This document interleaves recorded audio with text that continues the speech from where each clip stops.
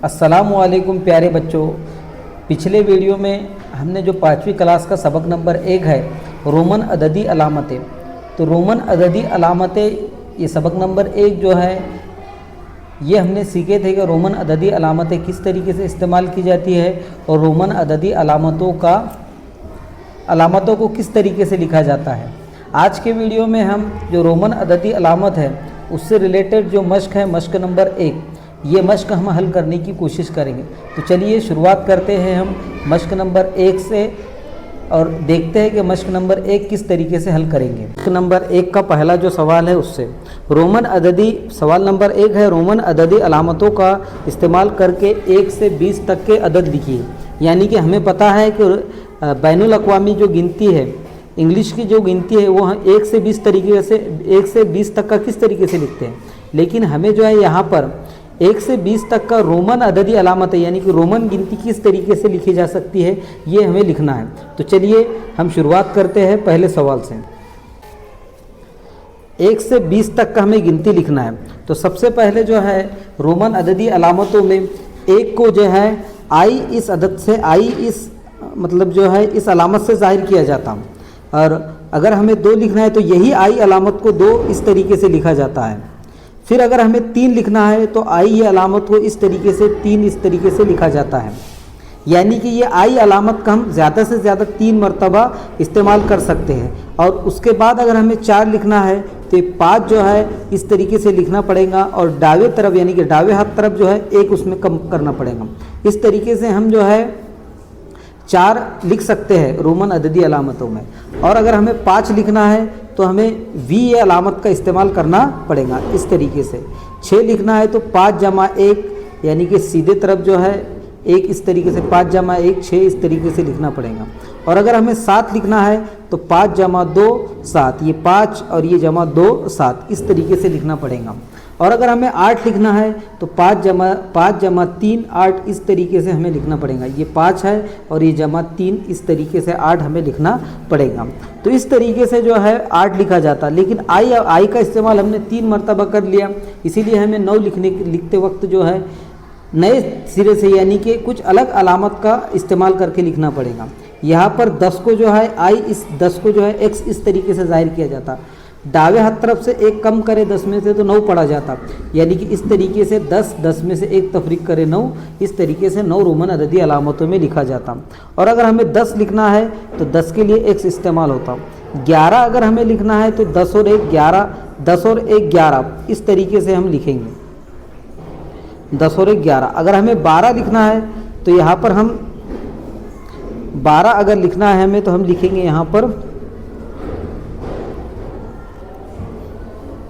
ये 10 है, 10 और 2 12 इस तरीके से। 13 अगर लिखना है हमें तो हम लिखेंगे 10 और 3 13। आई का हमने यहाँ पर 3 मरतबा इस्तेमाल कर लिया, अब आई का और चौथी मरतबा हम इस्तेमाल नहीं कर सकते।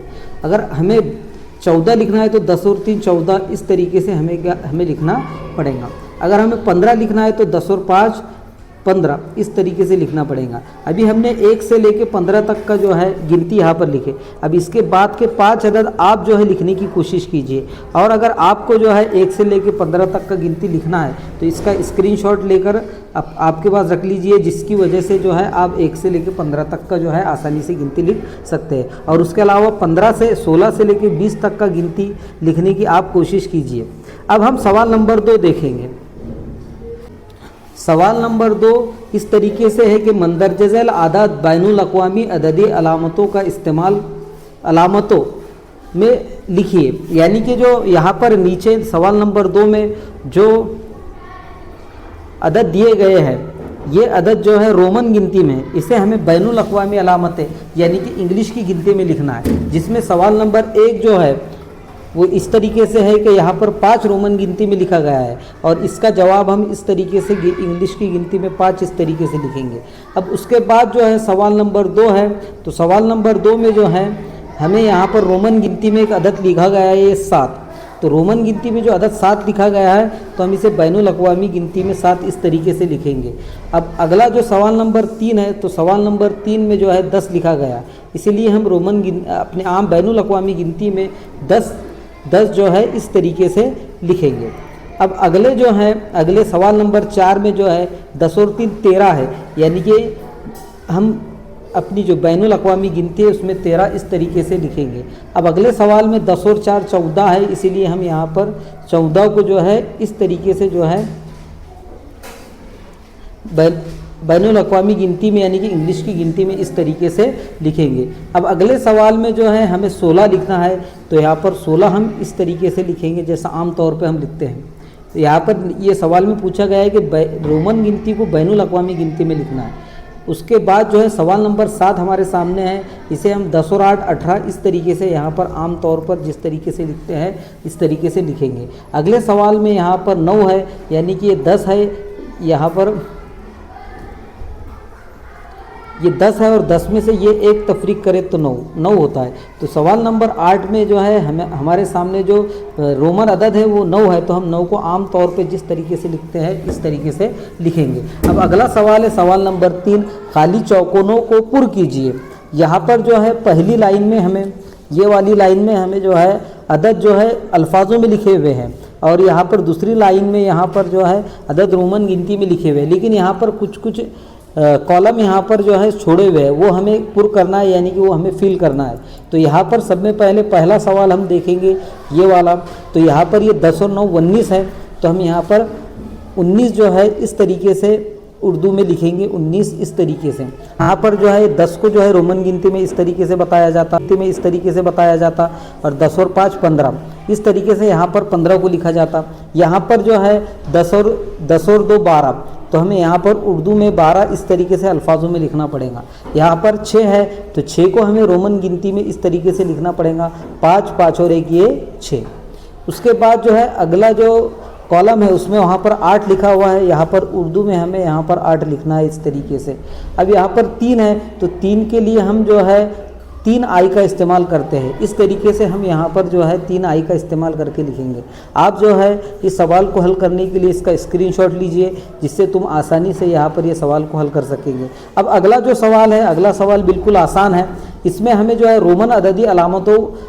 रोमन अलामतों का इस्तेमाल करके अदद लिखिए, इस तरीके का सवाल है। यानी कि हमारे सामने बैनुल अक़वामी यानी कि इंग्लिश में गिनती दी हुई है, हमें इसे रोमन गिनती में लिखना है।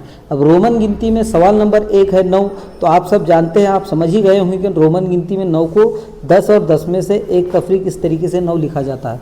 सवाल नंबर 2 में 2 है, तो 2 को जो है 2 आई से ज़ाहिर किया जाता है। सवाल नंबर 3 में 17 है, तो ये 10 और 7 17 इस तरीके से उसे लिखा जाता है। अब अगला सवाल जो है सवाल नंबर 4 में 4 लिखना है, तो 5 में से एक तफरीक करें, यहाँ पर 4 हम इस तरीके से लिखते हैं। और अगर हमें 11 लिखना है तो 10 और जमा 1 11 इस तरीके से हम लिख सकते हैं। अगले सवाल में सवाल नंबर 6 में हमें 18 लिखना है। 18 लिखने के बाद जो 18 लिखना है, तो 18 में जो है हम 18 को जो है 10 और ये यहाँ पर जमा 8 इस तरीके से लिख सकते हैं। यहाँ पर जो है आपको जो है यहाँ पर का जो टेबल है, ये डब्बे है, इनकी साइज़ बड़ी बनाना है और उसमें सही तरीके से लिखना है। अब यहाँ पर जो है आपको जो है इसके सवालात के जवाबात अगर कॉपी में नोट करना है तो स्क्रीनशॉट लेकर आप ये सवालात के जवाबात नोट कर सकते हैं। अब अगला सवाल जो है हमारे सामने है, अगला सवाल नंबर 5 हमारे सामने है। अब सवाल नंबर 5 को इस तरीके से हल करेंगे। यहाँ पर सवाल है ज़ैल में बैनुल अक़वामी हिस्सों में दिए हुए हर आदात को रोमन अददी अलामत में लिखा हुआ है। यानी कि ये जो गिनती है, ये इंटरनेशनल गिनती जो बैनुल अक़वामी गिनती है, ठीक उसी के नीचे जो है रोमन अदद लिखे हुए, यानी कि रोमन अददी अलामतों में लिखा गया है। रोमन अददी अलामतों में लिखा हुआ अदद सही हो तो इसके नीचे ऐसा निशान यानी कि सही का निशान लगाना है, और अगर गलत हो तो गलत का निशान लगाना है और उसे दुरुस्त करके लिखना है। यानी कि हमें ये वाला कॉलम और ये वाले कॉलम, ये दोनों कॉलम का हमें इस्तेमाल करना है। आप जो है इस तरीके से पूरे कॉलम 4 यहाँ पर बनाइए और उसमें जो है ये कॉलम में उसके जवाबात लिखिए। तो सब में पहला जो अदद है हमारे सामने 15 है, तो 15 में जो है यहाँ पर ये रोमन अददी अलामतों में लिखा गया है, लेकिन वी ये जो उसूल के मुताबिक वी ये अदद सिर्फ़ और सिर्फ एक मरतबा लिखा जा सकता है। तो यहाँ पर 3 मरतबा लिखा हुआ है, इसका मतलब ये 15 गलत लिखा हुआ है। तो 15 हमें अगर लिखना है तो इस तरीके से लिखना पड़ेगा, 10 और 5 15, यानी कि ये दुरुस्त हुआ। तो यहाँ पर जो है यहाँ पर हमें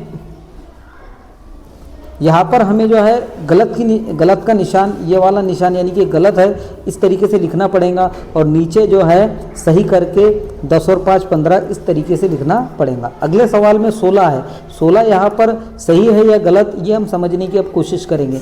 यहाँ पर 10 है, 10 और ये 6 16 है, यानी कि ये जो लिखा हुआ है ये सही है, तो इसलिए हम यहाँ पर सही का निशान लगाएंगे। और नीचे जो है दुरुस्त करने के लिए यहाँ पर जो गलत है उसे ही दुरुस्त करने के लिए कहा गया है, तो हम यहाँ पर डैश भी इस तरीके से लिख सकते हैं। यहाँ पर जो है 8 है और 8 जो है यहाँ पर 9 और उसके दावी साइड में 2 आई लगाए हुए हैं, जो कि आई सिर्फ दावी साइड में एक मरतबा इस्तेमाल किया जाता है, यानी कि ये गलत है। तो हम 9, अगर हमें 8 लिखना है तो ये 5 और 3 8 इस तरीके से हम लिख सकते हैं। उसके बाद है अगला अदद है 6। 6 जो है यहाँ पर बैनुल अक़वामी गिनती में इस तरीके से लिखा जाता है और रोमन अददी अलामतों में भी इस तरीके से लिखा जाता है, यानी कि ये सही है और यहाँ पर हमें सही का निशान लगाना है और यहाँ पर डैश लिखना है। अगला जो अदद है 4, तो यहाँ पर आई 4 मरतबा इस्तेमाल हुआ और आई जो है कभी भी 4 मरतबा इस्तेमाल नहीं होता, आई ज़्यादा से ज़्यादा 3 मरतबा इस्तेमाल होता है, इसलिए यहाँ पर ये जो है गलत है, तो इसलिए यहाँ पर हम गलत का निशान लगाएंगे और यहाँ पर 4 5 तफरीक 1 4 इस तरीके से लिखेंगे। तो यहाँ पर हमने आज के वीडियो में जो है मश्की सेट 1 किस तरीके से हल करना है ये सीखे।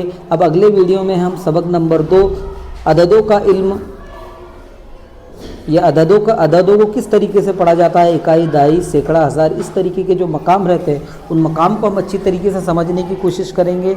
और मश्क जो है मश्क नंबर 2 यहाँ पर हम हल करने की कोशिश करेंगे। तो चलिए मिलते हैं अगले वीडियो में। अल्लाह हाफ़िज़।